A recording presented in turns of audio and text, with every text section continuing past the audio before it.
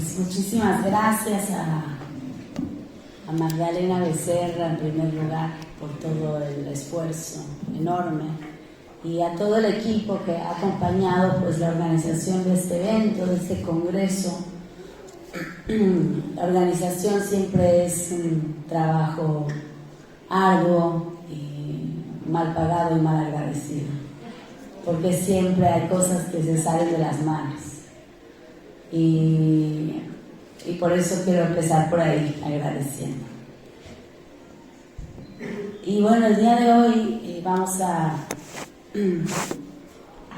reflexionar en torno a este tema: ¿qué significa pensar desde la comunidad de vida? Y Juan José Bautista decía que pensar no es lo mismo que reflexionar, que analizar. Pensar implica situarse ante las situaciones más graves. Lo grave da que pensar, y más aún lo gravísimo da que pensar. Uno se levanta y se pone ante la realidad para tratar de comprenderla en su conjunto. Y al día de hoy, que nos proponemos pensar este tema de la comunidad de vida,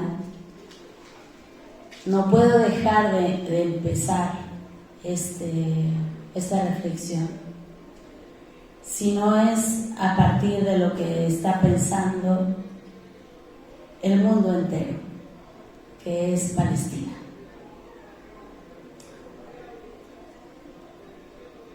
Ramón Grossfogel ha dicho en algunos de sus videos que Palestina es una prueba para la humanidad, y yo creo que realmente es así,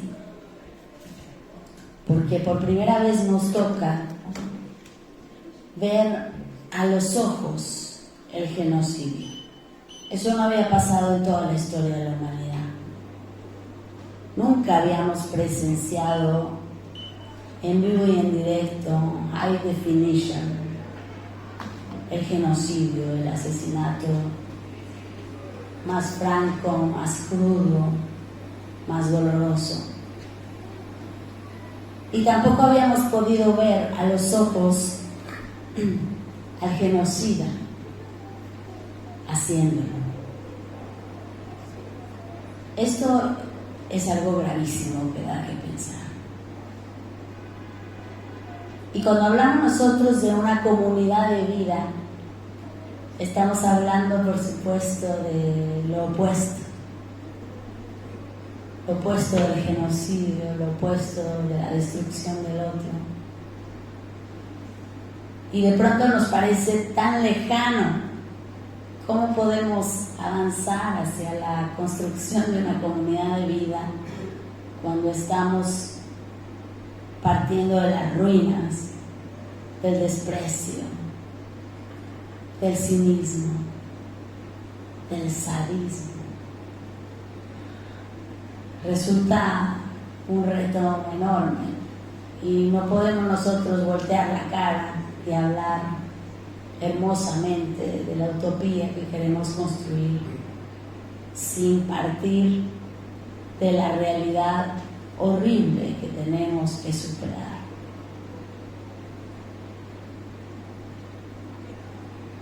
Hace rato que la modernidad, este proyecto civilizatorio en el cual vivimos y que lo tenemos tan pegado a los ojos que no nos damos cuenta, hace rato que esta modernidad nos ha hecho perder la mirada,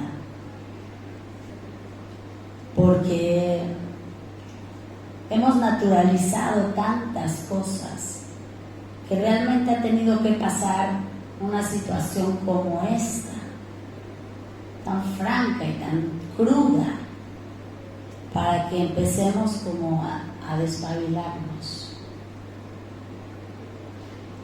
Hemos naturalizado el egoísmo, hemos naturalizado el individualismo, hemos naturalizado la cosificación del otro, naturalizado el capitalismo. Pareciera que no hay otro aire que podamos respirar sino este. Y resulta que no habíamos visto que todos esos pequeños indicativos eran en realidad, como dicen los profetas, un aviso de incendio. Esas pequeñas dominaciones, cotidianas dominaciones, cotidianas destrucciones del otro, no son sino un aviso de lo que viene. Y eso es pensamiento profético.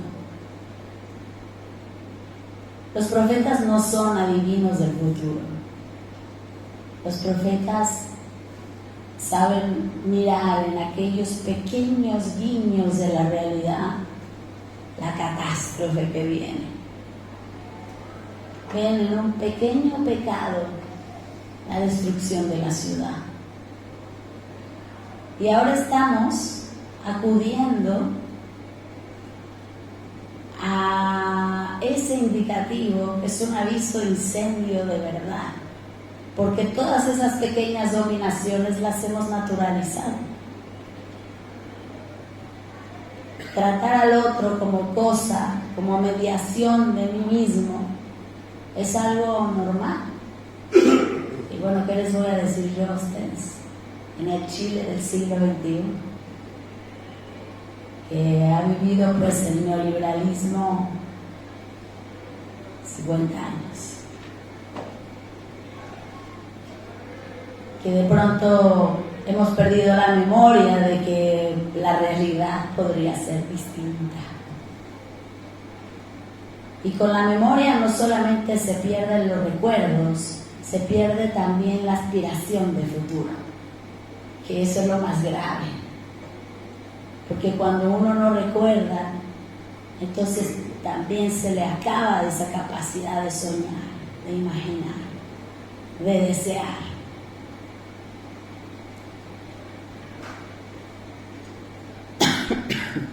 Van a disculpar mi voz, pero si por ahí la bajo me avisa.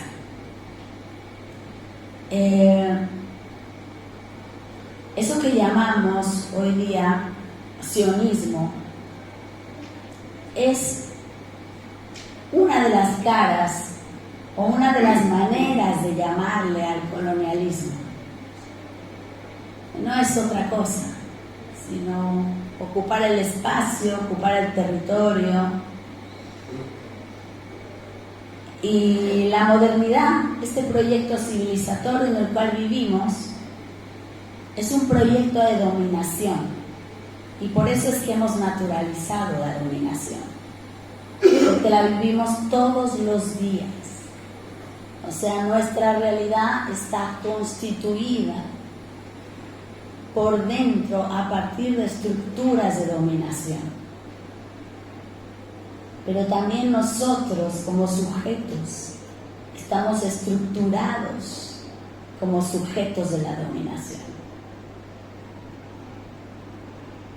Entonces, claro que no la vemos, la tenemos pegada en los ojos y la tenemos en las vértebras, la tenemos en las instituciones, la tenemos en las constituciones, y pareciera de pronto que no hay manera de escapar.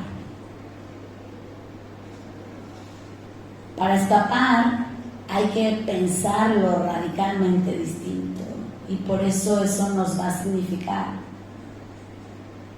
buscar lo radical, o sea, buscar la raíz. De ahí viene la palabra radical, que nadie se asuste. Viene de ir a la raíz. Y es lo que hemos perdido, la raíz.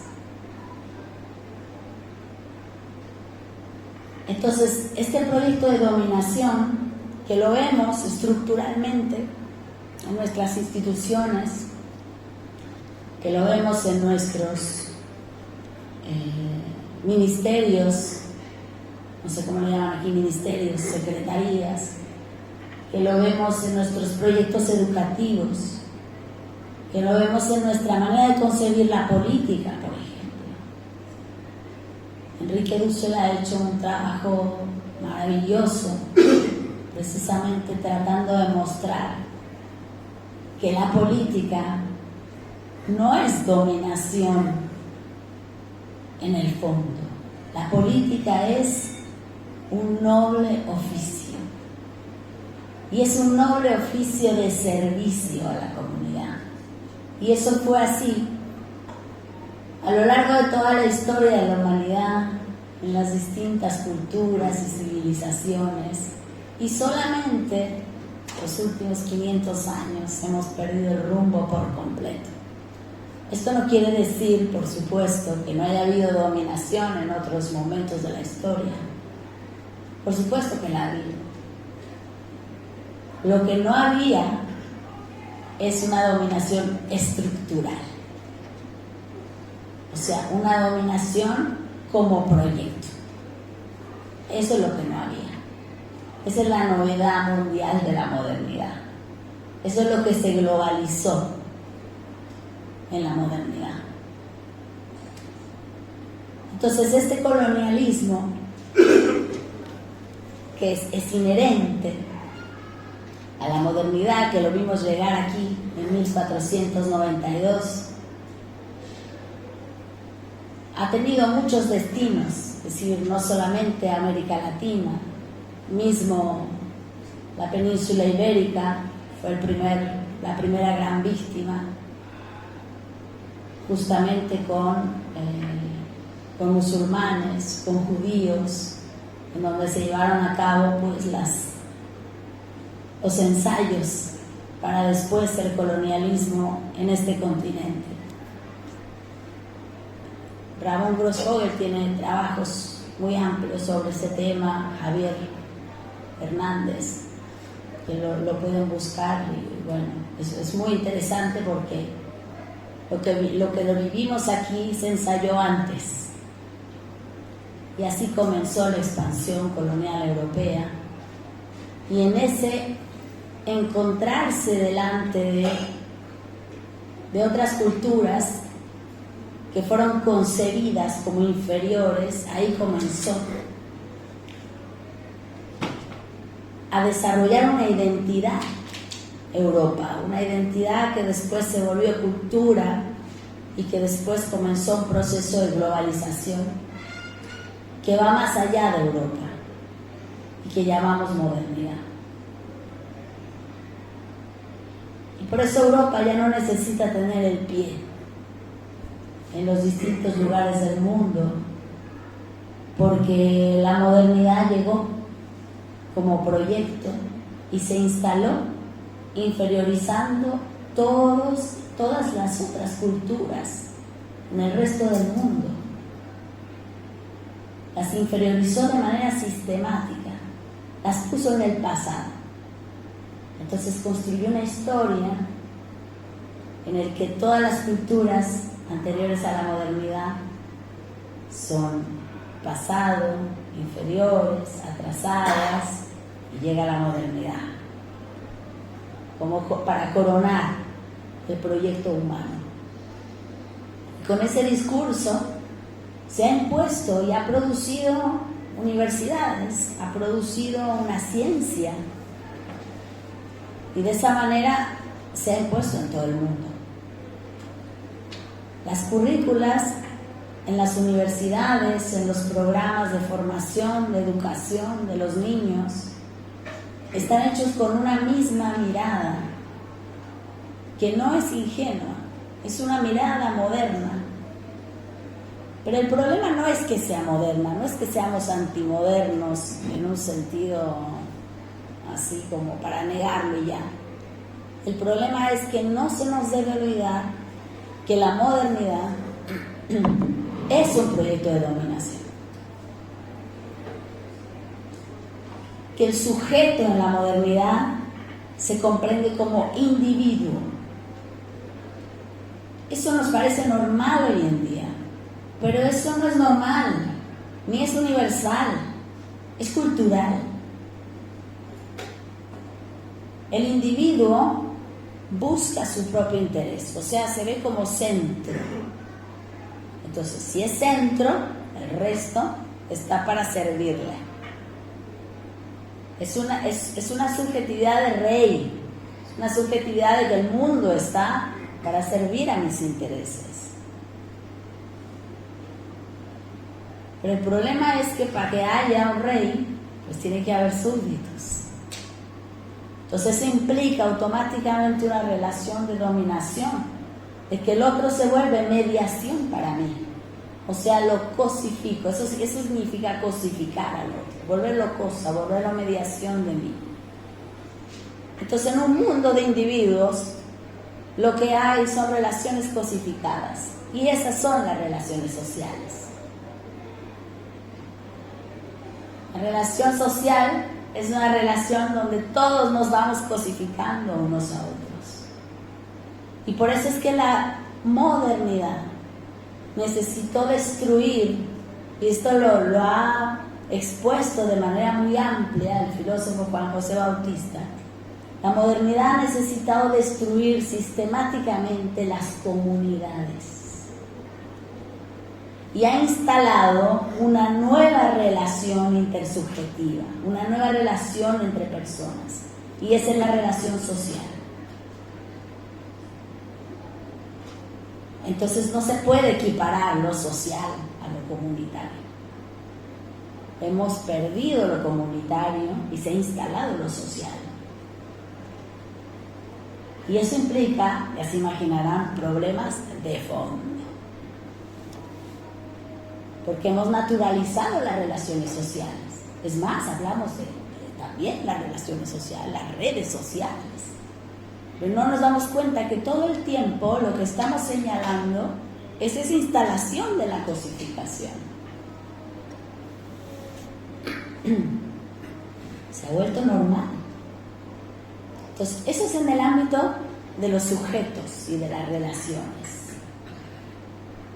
Pero en el lado de las instituciones, tenemos también instituciones que se vuelven como grandes fetiches.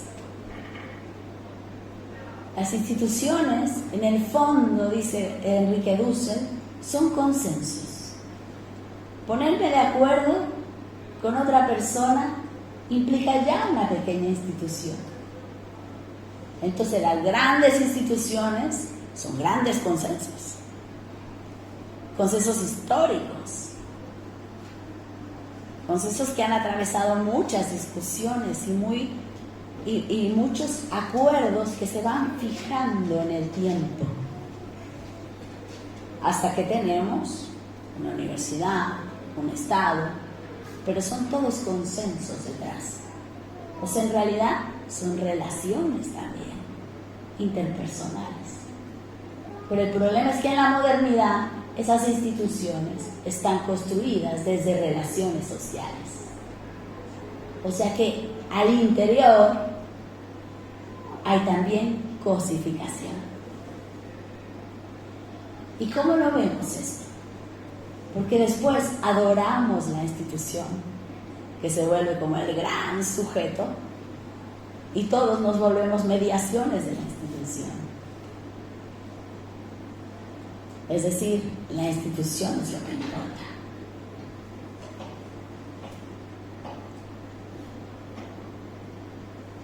Y aquí recuerdo a Enrique Dussel, que le gustaba mucho hablar de un personaje histórico interesante, que su nombre en hebreo era Yehoshua HaMashiach, Jesús el Mesías, y que decía: es el Shabbat. El Shabbat es el día de descanso. El Shabbat está hecho para el ser humano y no el ser humano para el Shabbat. El Shabbat es una institución también. Nos hemos puesto de acuerdo que ese día vamos a descansar de todo lo que hemos hecho en la semana y nos vamos a reunir en comunidad. ¿Para qué? para recuperar el sentido comunitario.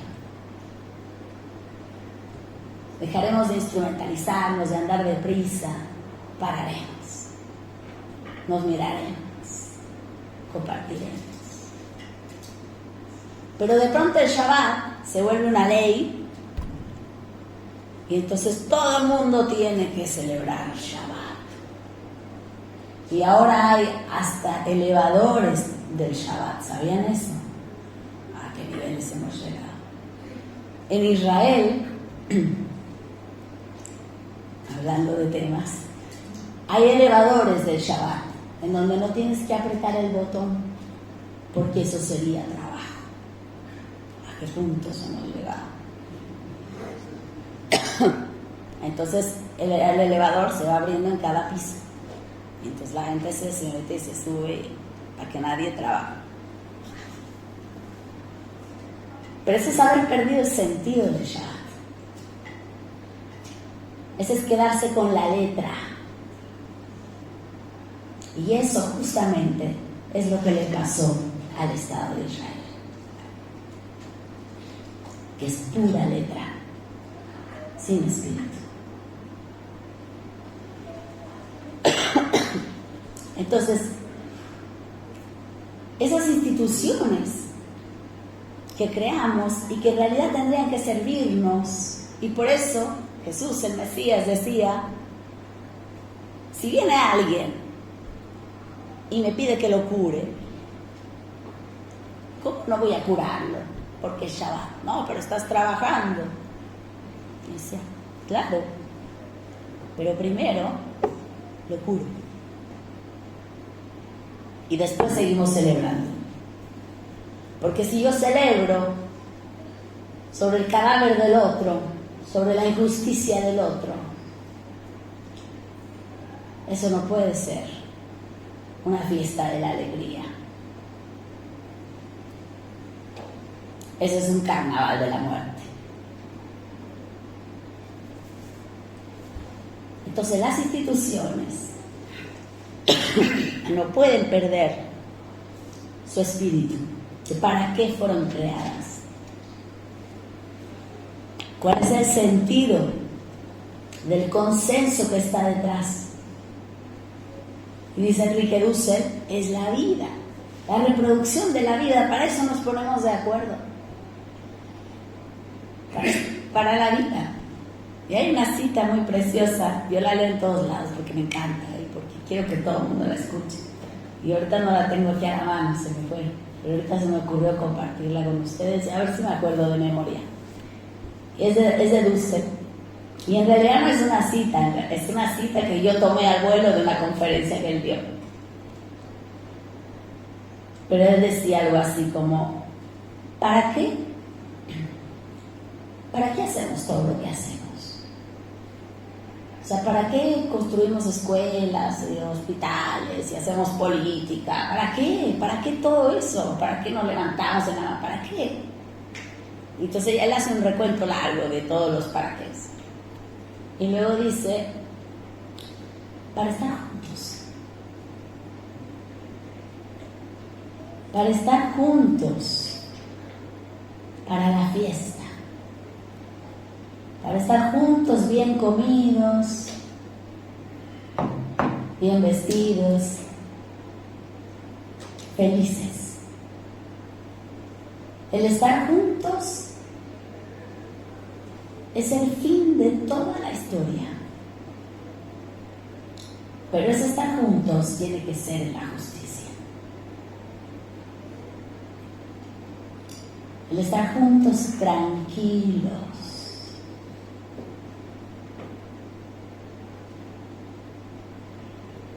Entonces uno se queda así como diciendo, para eso hacemos política. Sí, para eso hacemos política.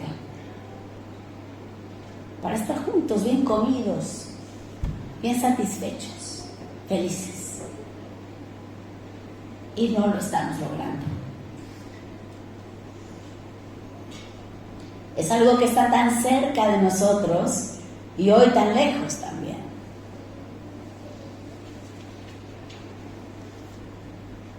Y por eso que está pasando ahora en Palestina nos interpela de una manera tan profunda.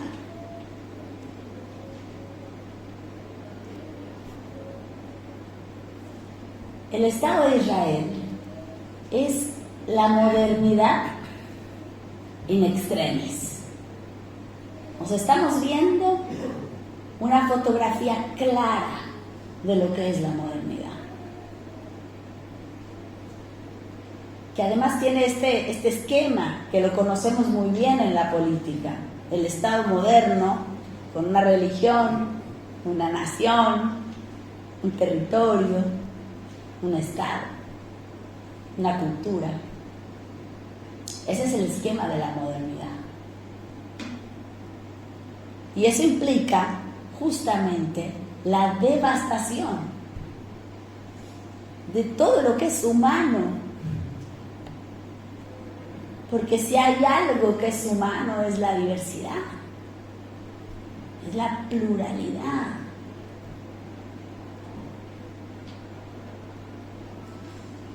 Y quiero citar aquí a Ramón Grossfogel, que él nos ha recordado en distintas ocasiones cómo es que se ha ido construyendo un discurso que primero decía: cristianízate o te mato.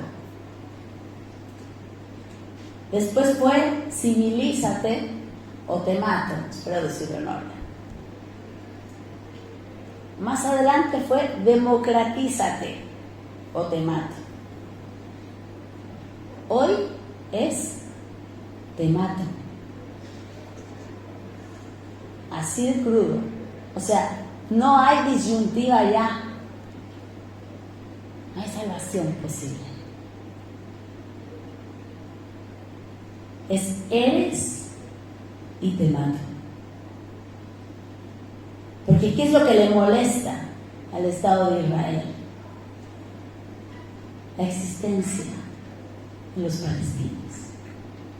Su simple existencia. Que es insoportable. Entonces fíjense, es como si Israel dijera: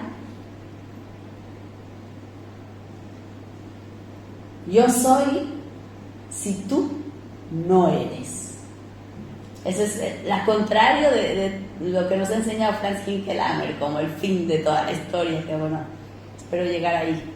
Ese es el tema, pero el ser de este Estado de Israel está unido, o sea, su identidad está unida al no ser de Palestina. No hay manera de mediar, no hay manera de discurrir, no hay manera de argumentar, no hay manera de salvar la situación. Y eso creo que es lo que nos ha dejado a todos más perplejos. ¿Qué haces frente a eso?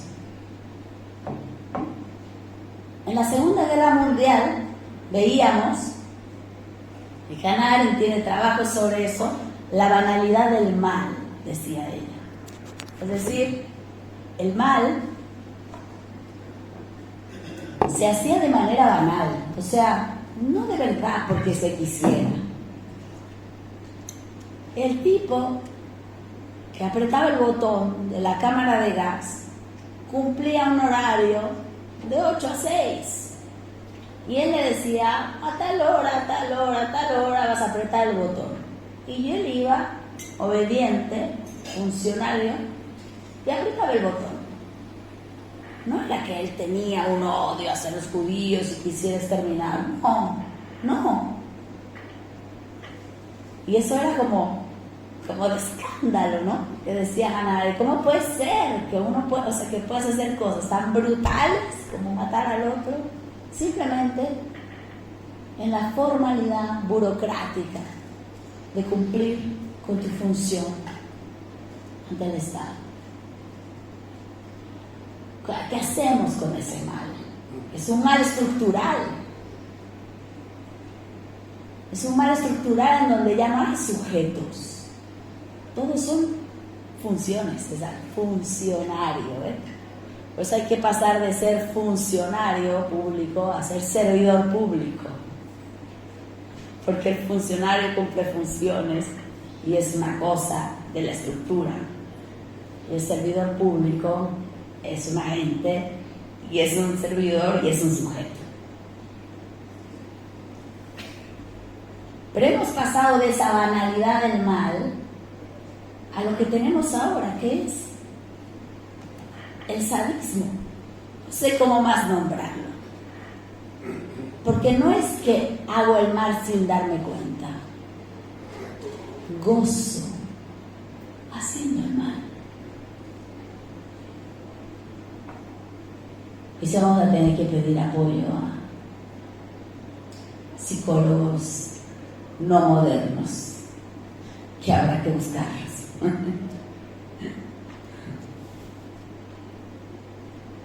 Porque es un tema para pensar. O sea, eso lo estamos viendo en vivo y en directo.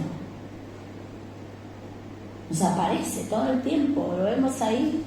O sea, un montón de videos hay, o sea, de gente cotidiana, jóvenes, chicas, celebrando el genocidio. Es un desastre.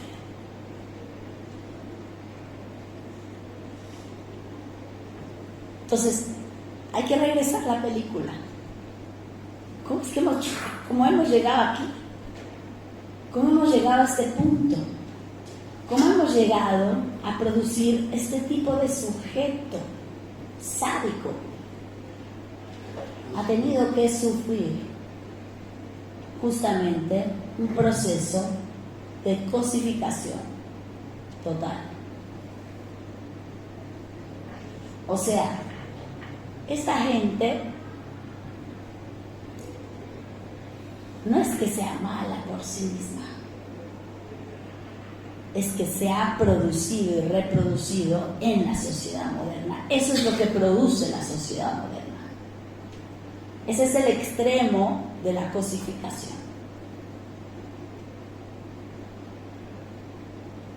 Entonces, lo que estamos viendo hoy en Palestina es una fotografía clara de lo que vemos en pequeña escala todos los días en nuestros lugares de trabajo, en nuestras familias, en nuestros países, en todo el mundo.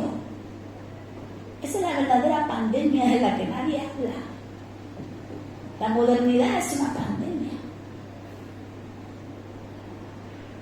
La cosificación del otro es una pandemia.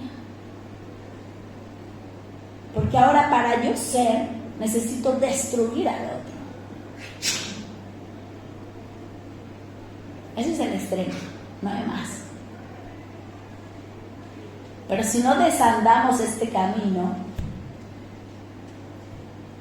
eso sí es la guerra de todos contra todos, de la que hablaba Hobbes. Hobbes hablaba de eso, y es muy interesante porque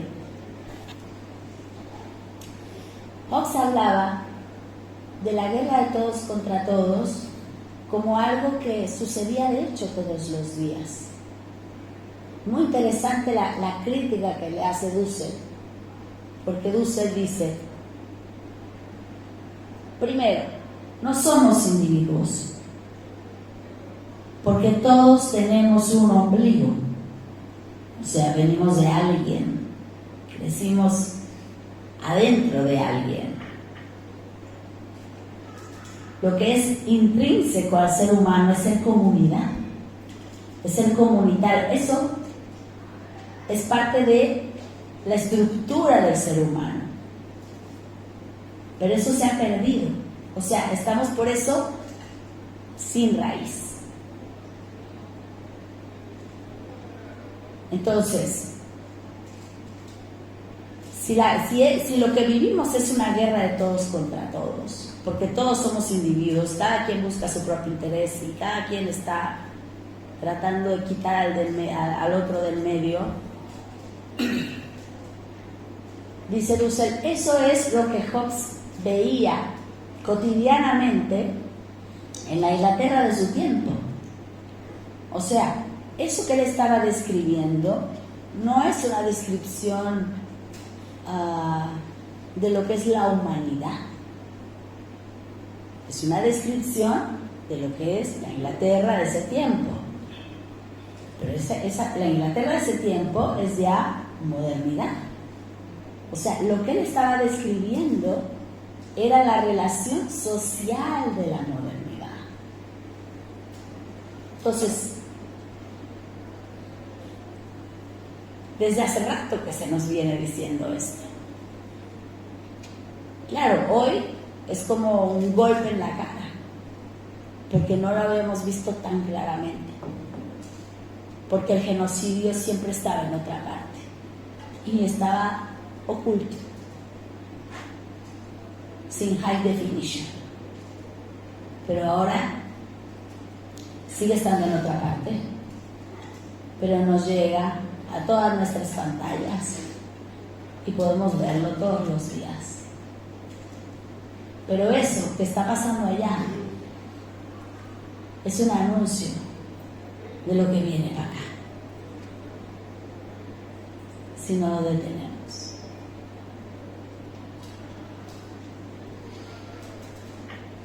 Y es un anuncio, yo diría, consciente y estructural. Consciente porque hay intereses muy claros de que eso se extienda a otros lugares. Porque eso es también una prueba para ver qué hace la humanidad. A ver si nos quedamos callados, a ver si les pasamos la mano, a ver si empezamos a naturalizar el genocidio de Gaza, a ver si China hace algo, a ver si Rusia hace algo. Y si nadie hace nada y seguimos mirando hasta que cumplan con su objetivo, y su objetivo es muy claro: arrasar a los palestinos completamente.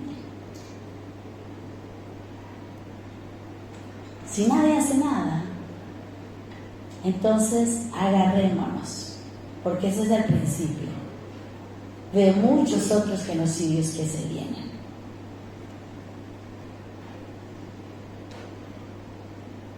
Y que ya están pasando, pero que no los tenemos delante de nosotros en todas las pantallas.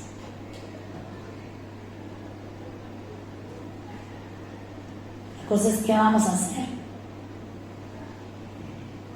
¿Qué vamos a hacer? Entonces, eso es, digamos, a nivel de intencionalidad, decía yo. Pero hay otro problema, que es el estructural, que es la modernidad ya llegó aquí. Ya es programa de educación, ya soy yo. Soy el sujeto moderno, egocéntrico, ¿no? Que se sube al camión y ve a todos como posibles enemigos, porque de hecho puede ser que lo sean. ¿Cómo desandamos el camino? ¿Cómo volvemos a reconstruir comunidad? ¿Cómo volvemos a recuperar lo sagrado de la cotidianidad y de la vida y del otro? ¿Cómo? Si se ha trivializado tanto, si se ha banalizado tanto, que es estremecedor cuando uno ve los números, o sea, número de muertos. Para mí es como, ¿qué quiere decir eso? La muerte no se puede contar. No se puede contar. Porque nos desarma. Porque nos va como atravesando huecos. Yo siento en el pecho. Yo digo, después de 5,000 ya no tengo pecho. O sea, estamos como tragados por un hoyo negro de muerte. ¿Cómo recuperamos en medio de eso la ternura?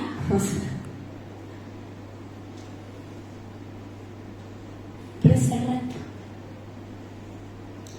¿Cómo recuperamos la esperanza?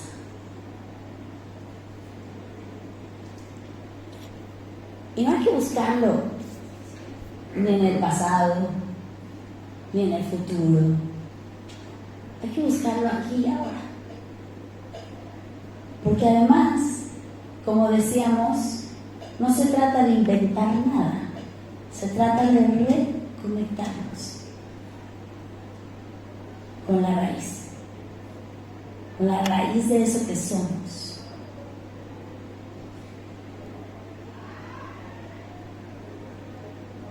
Es muy lindo, yo quiero poner un ejemplo de los pueblos originarios. Que los pueblos originarios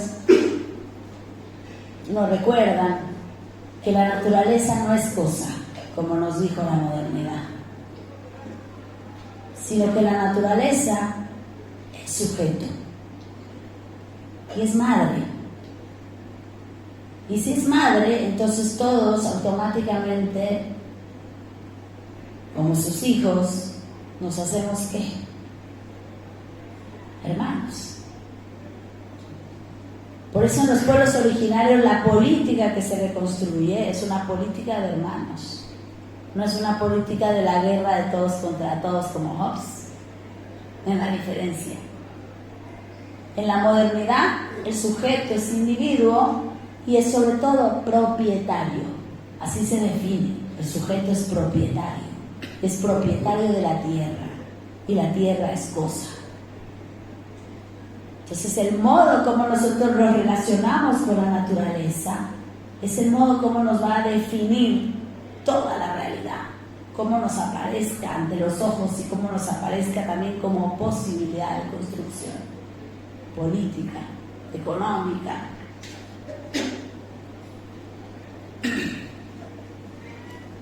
Entonces, o somos hijos de la tierra o somos señores de la tierra.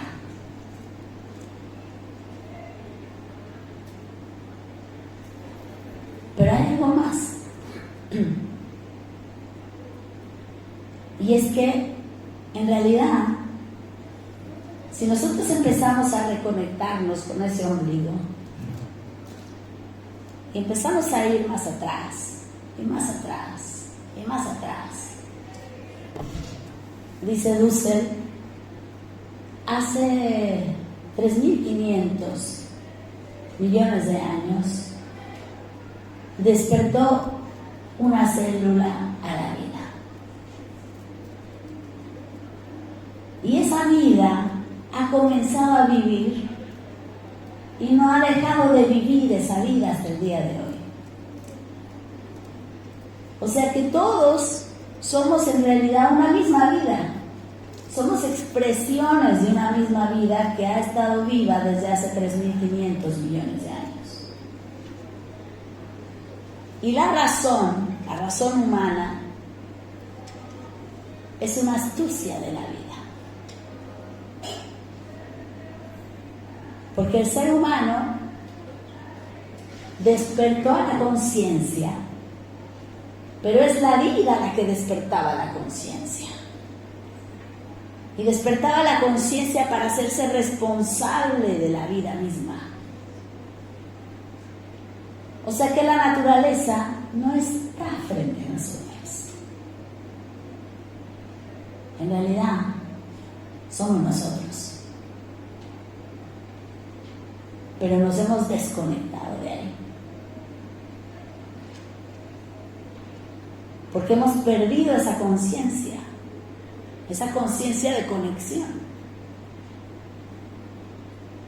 Y tenemos que recuperarla para poder reconstruir, ahora sí, la comunidad de vida que en realidad somos, pero que también estamos llamados a ser.